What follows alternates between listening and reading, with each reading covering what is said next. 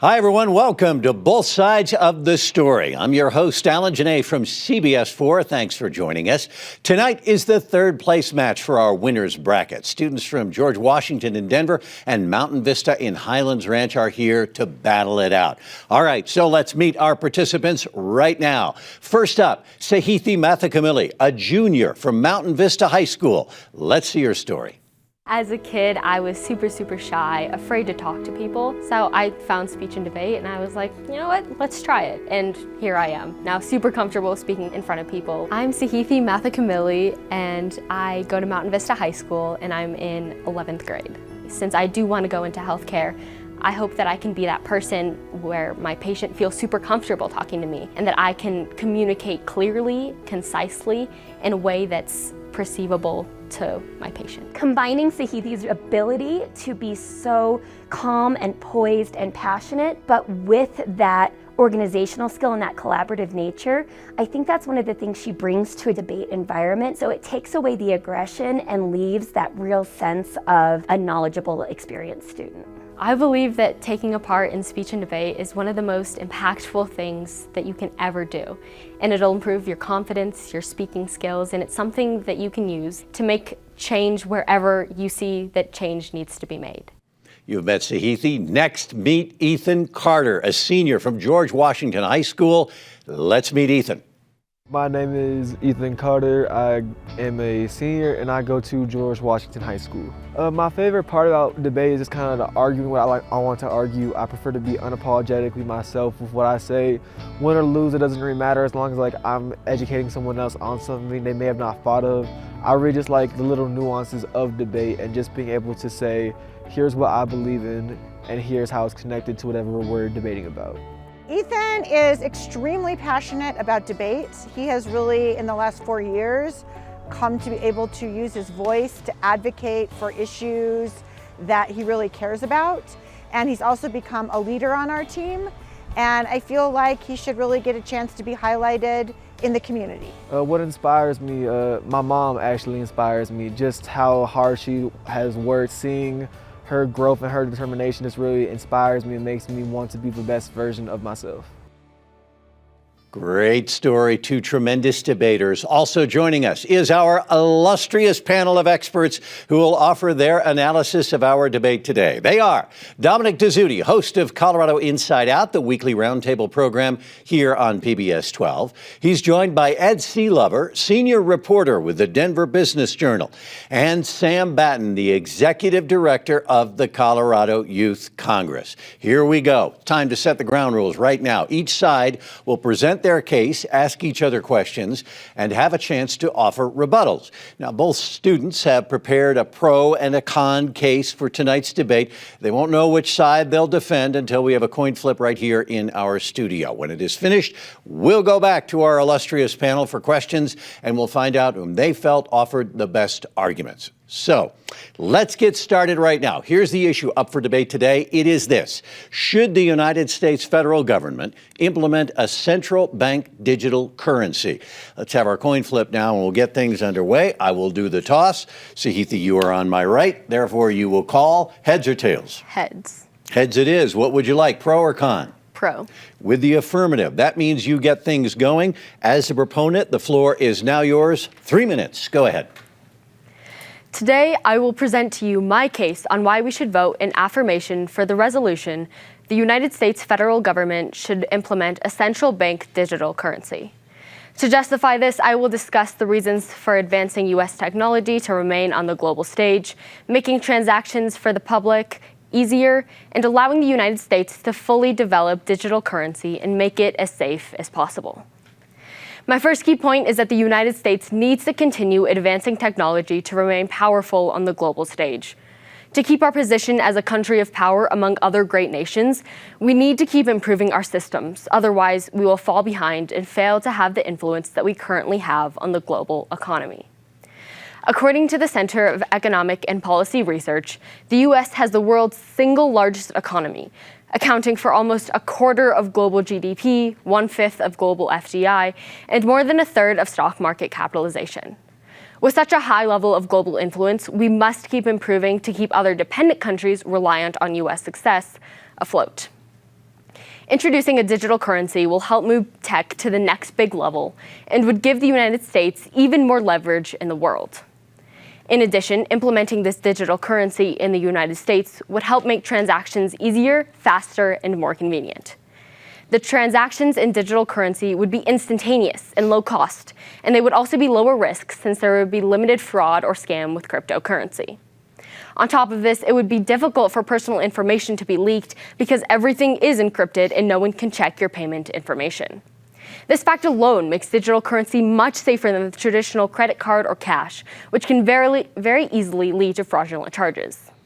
Chairman Jerome Powell explains that our focus is on ensuring safe and efficient payment systems that provide broad benefits to American households and businesses while also embracing innovation.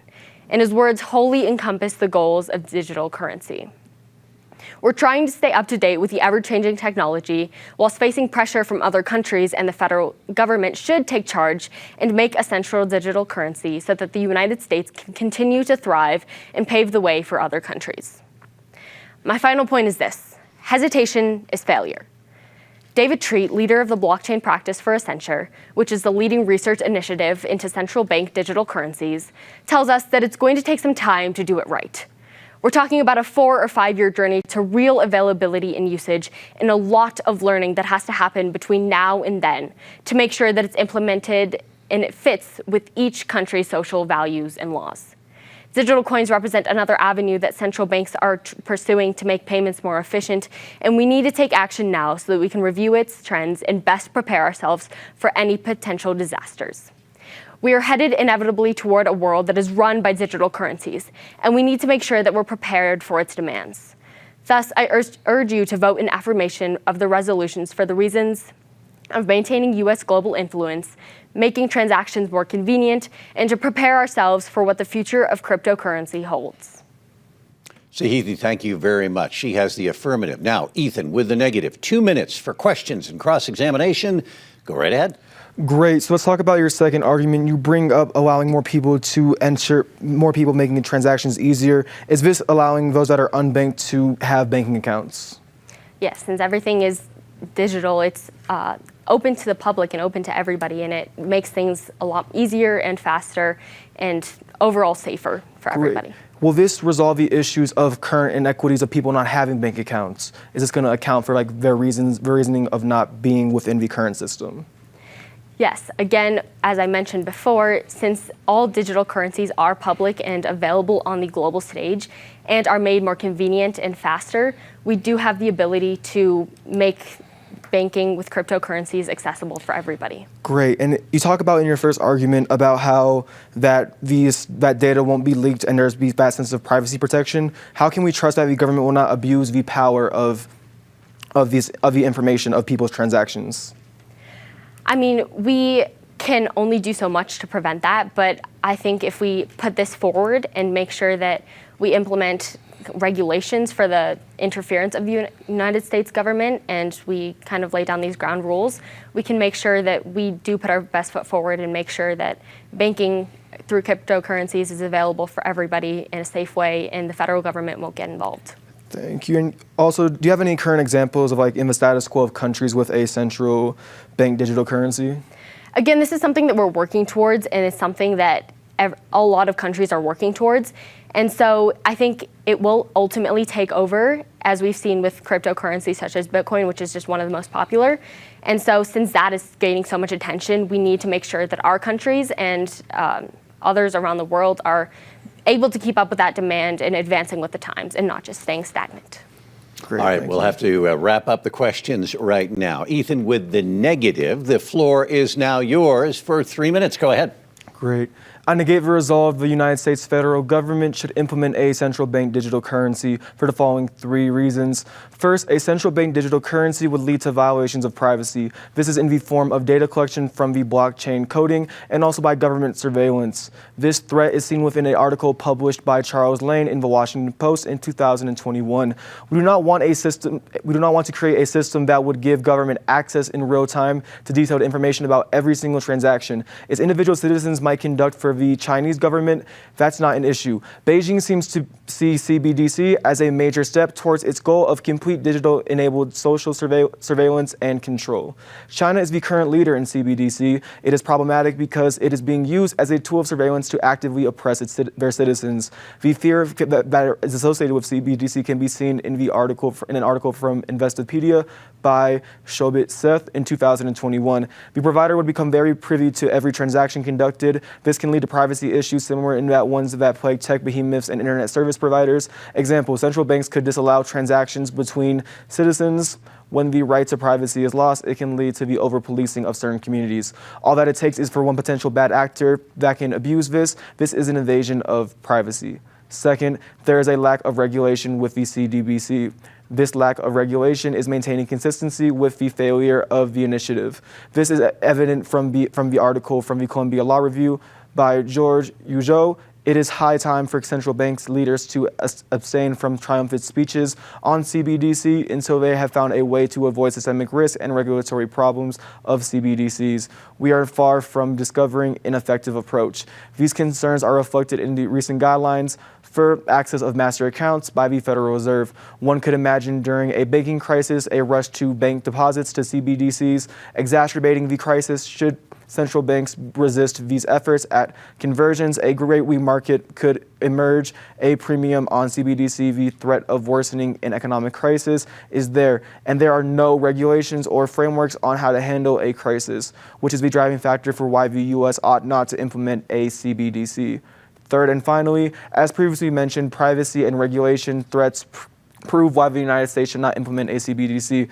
Besides, though the history of monopolization and lack of necessity proves that the lack of necessity is not there, according to an article from Reuters by Edward Chancellor in 2021. Long ago, central banks secured a monopoly over the insurance of paper money. Now physical cash in the form of banknotes and coins is in the terminal decline, but the monetary authorities don't intend to allow cryptocurrencies to fill in the void without a fight. Instead of responding with their own version of a so-called stable coin, with all the risk present, if the U.S. had a CBDC, it would lead to a monopoly of Federal Reserve. The justification for this is more power. This is problematic because of the previously mentioned potential abuse from a bad actor.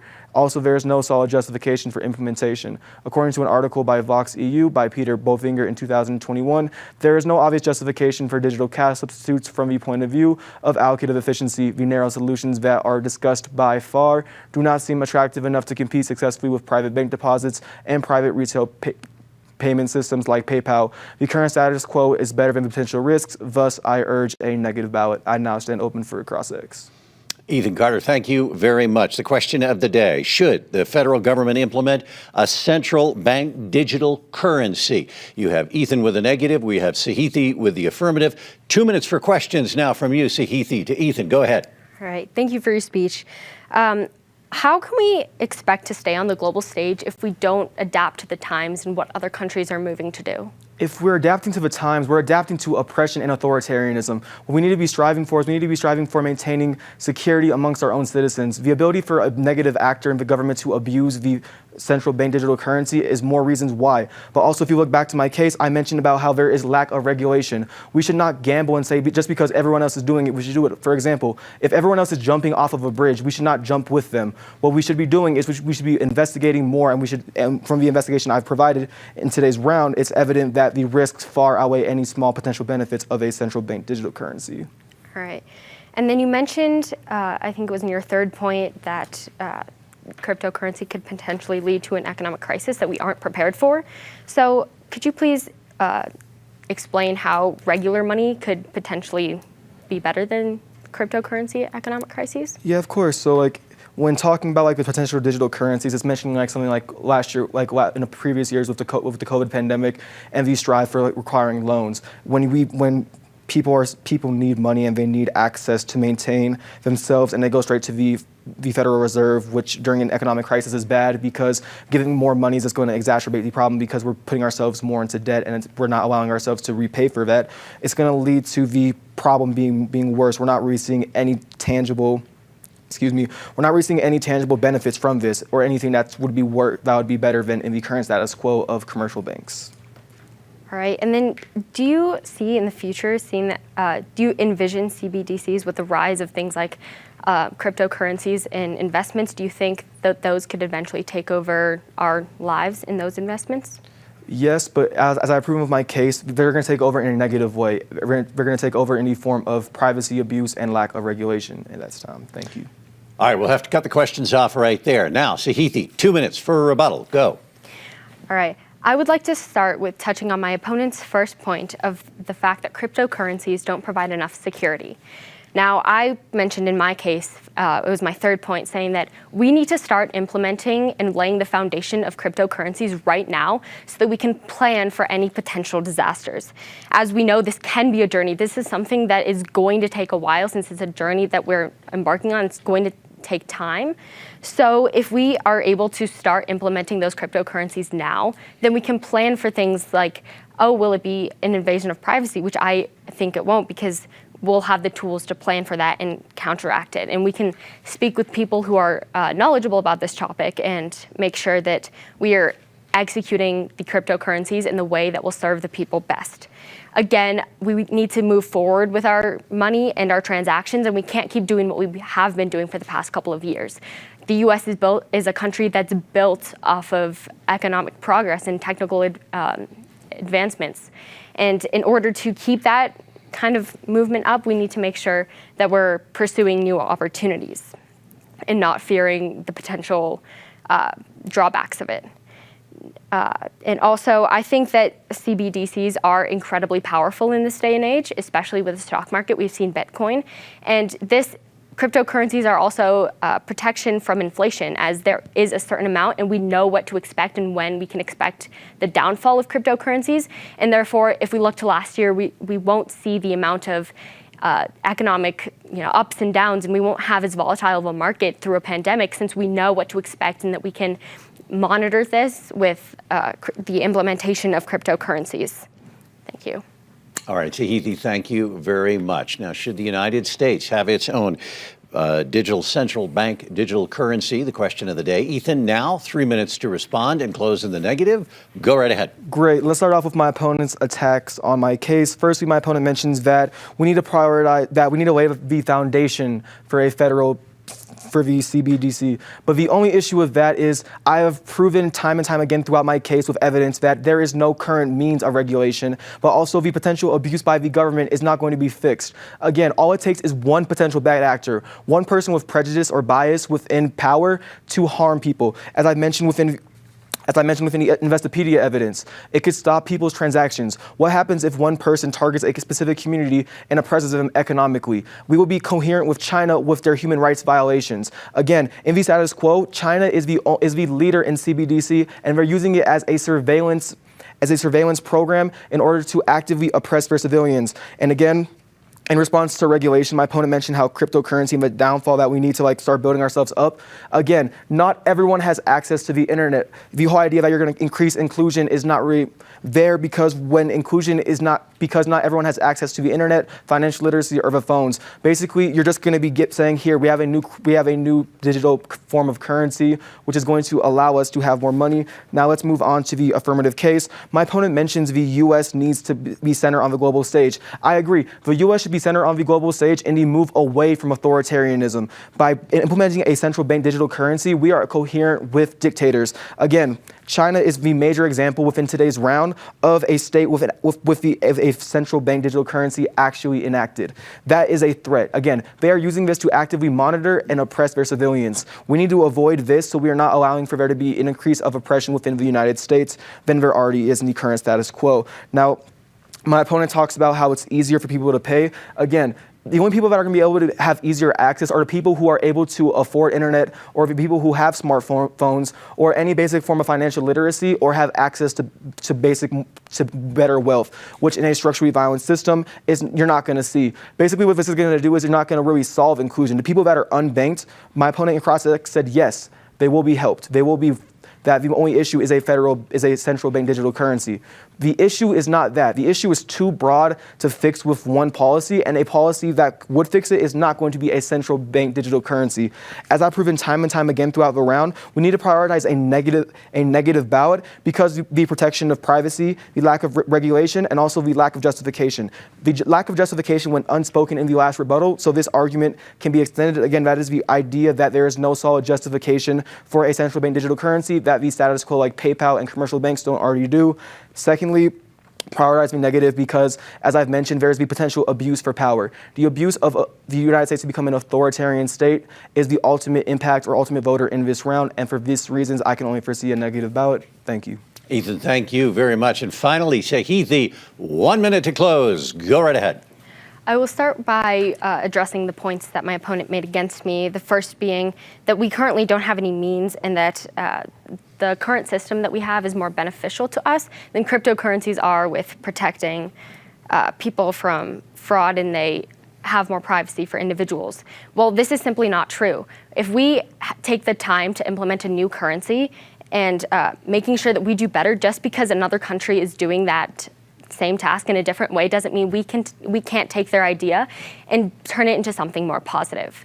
So I think that my opponent's case is invalid, saying that we have the resources and the tools to make cryptocurrency a lot more beneficial. It makes transactions easier, as I mentioned in my case, and it also makes banking more accessible for everybody because it is open on the global stage. And again, it helps advance U.S. technology, which is something that we need to improve because it is what our country is built off of. Thank you very much, Sahithi, Mathukumilli, Ethan Carter. We appreciate it. That spirited debate. Let's go to our illustrious panel now and get their thoughts on what they saw. Dominic, go ahead. Alan, thank you so much. First of all, both of you have done a fantastic job with a topic that is literally being debated around the world, and you were able to give us a fantastic debate. So Sahithi, Ethan, you should both be very proud. As you know, your work is not done. We're going to give you some questions from the judging panel and then go from there. Sam, why don't we start with you with your question for Sahithi?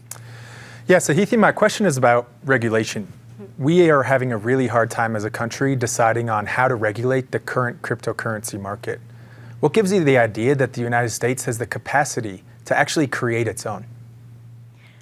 Well, we can see with the trends of Bitcoin, which I'm just using as an example, it has a very standard, it has a market cap, and so it only goes up to a certain amount. And if we follow that same format, we can say that it can fluctuate as regular currency does in the current market, and we can build off of those, kind of combine those two ideas together to create a cryptocurrency that is completely independent from the federal government's control, but still serves the citizens of America. And let's go to your question for Sahithi. Thanks, Sahithi. I want to stick with the topic of regulation in a little different angle. You mentioned needing this to stay ahead of the rest of the world. But at this point, the number of people who are using cryptocurrency is infinitesimal. I mean, it's very small right out there.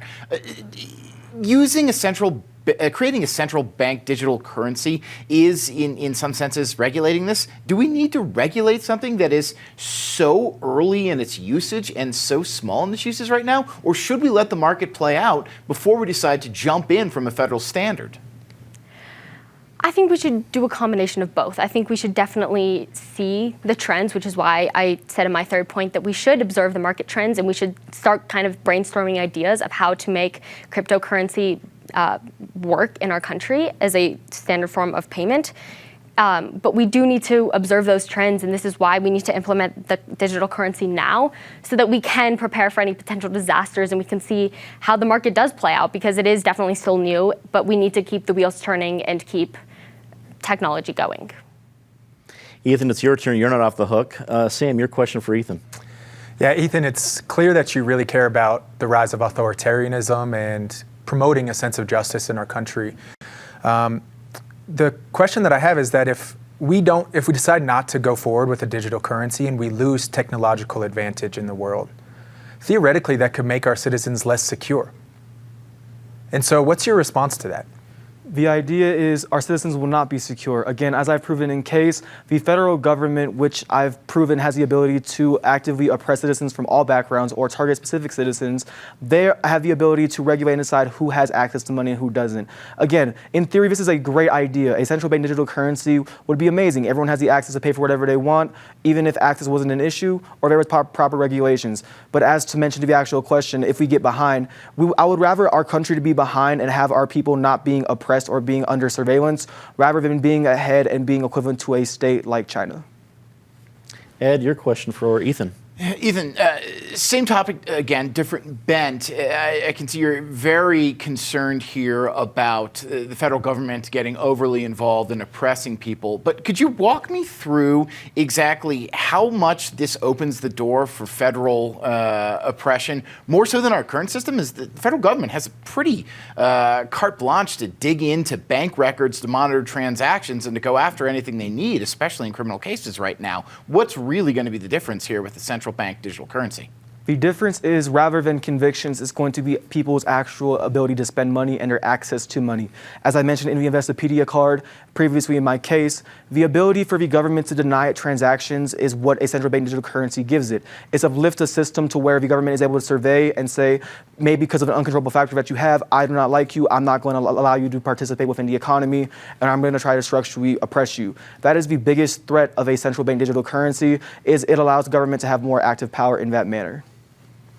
Well, Alan, you can tell that we're going to need some time to figure this one out. They've both done a fantastic job. Give us a second, see what we can do. My best wishes upon the illustrious panel. Let's give the panel a moment to figure out who won this debate, and that will give me a little moment to let you know that next week we're going to bring you the first of our 2 championship matches. On December 10th, we'll have our consolation bracket championship with students from Holy Family and Denver East High Schools as well. Then on December 17th, the winners bracket championship of the 2021 tournament featuring students from George Washington and Cherry Creek High School. What a finish that will be. But we have had a fantastic debate here today. Panel, do you have a decision? Alan, barely, but it was a difficult task for both of us because both of you did a fantastic job presenting a difficult case. But our job is to pick a winner. You've done your job well, so we need to do our job. Sahithi, we decided that you won this round with very strong arguments within your case, also excellent answers in rebuttal to the different arguments presented against your case. So congratulations to both of you for a fantastic debate.